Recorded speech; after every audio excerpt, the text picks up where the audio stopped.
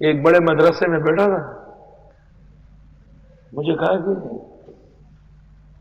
آپ کے ہاں داخلے کی کیا شرائط ہے؟ میں نے کہا مسلمان ہو، عاقل بالغ ہو، انسان کا بچہ ہو، 2 آنکھیں ہو، 2 کان ہو، سر اس کا اوپر ہو، پاؤں نیچے ہو۔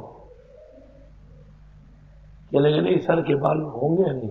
میں نے کہا سر کے بال اگر منڈا کے آ گیا تو نہیں داخلہ دوں گا، وہ خارجی ہے، دجال کی نشانی ہے۔ ایک دوسرے کو دیکھ رہے احساس ہو گیا۔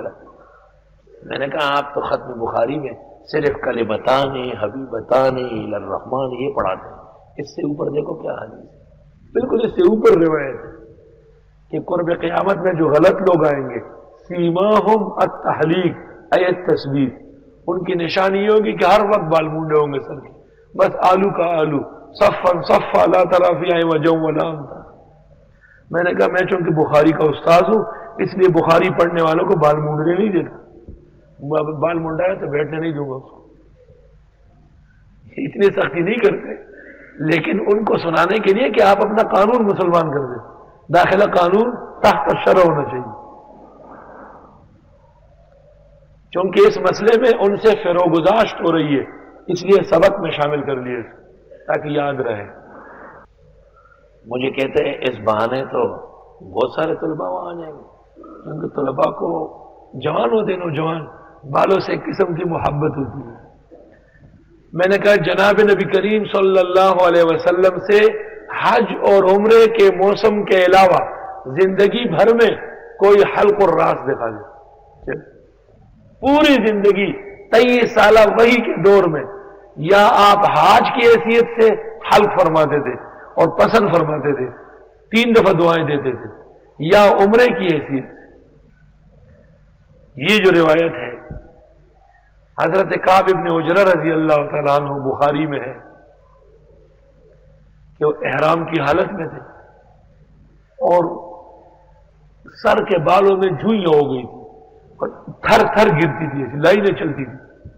حضرت نے دیکھا تو فرمایا کہ احوام مراثت تؤذی، سر کے کیڑے اور جوئیاں تکلیف دے رہی ہے؟ جی حضرت۔ تو آپ نے فرمایا سر کے بال مونڈو اور بعد میں اس کا فدیہ دے دو۔ تو جو لوگ سر کے بال بغیر کسی وجہ کے مونڈتے ہیں ان سے باقاعدہ جرمانہ لینا چاہیے، ان کو پیسے دینے پڑیں گے، وظیفہ ان کا کاٹ دینا چاہیے۔ گنجا خارجی اس مدرسے میں شامل ہوا ہے۔ حضرت مولانا مفتی محمود صاحب رحمۃ اللہ علیہ وہ بھی سنت بال رکھتے تھے، تو بلوچستان کے ایک عالم تھے، اب ان کے شاگرد اور اولاد یہاں ہوگی گئی، نام لینا ٹھیک نہیں ہے، وہ حضرت کے پاس بیٹھے ہوئے بات کر رہے تھے اور کہا کہ میں نے بھی آپ سے دور حدیث کیا ہے، تو حضرت نے فرمایا کہ نہیں آپ نے نہیں کیا، اب غلط فہمی میں مبتلا ہے۔ حضرت فلاں سن میں ضیاء القاسمی اور فلاں فلاں کے ساتھ میں شریک نہیں تھا، تو حضرت نے فرمایا ضیاء القاسمی نے دورہ کیا ہے، فلاں فلاں نے بھی کیا، تم نے نہیں کیا۔ تو اس نے کہا کہ حضرت کیوں آ مجھے؟ فرمایا یہ جو سر مونڈا ہے تم نے، یہ تو لگتا ہے کسی خارجی کا شاگرد ہو، میرے نہیں ہو سکتا۔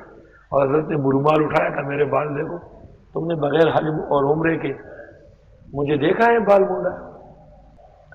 بعض روایات میں تحاوی نے جو نقل کیا کہ سنت ہے، محل نظر ہے، مباح ہے، سر کے بال کا حلق مباح ہے، اور جس کتابوں میں سنت لکھی ہوئی ہے محل نظر ہے، وہ باعث کلام ہے، نقل صحیح نہیں ہے، یا ہوگی تو بوجہ ہوگی۔ اللہ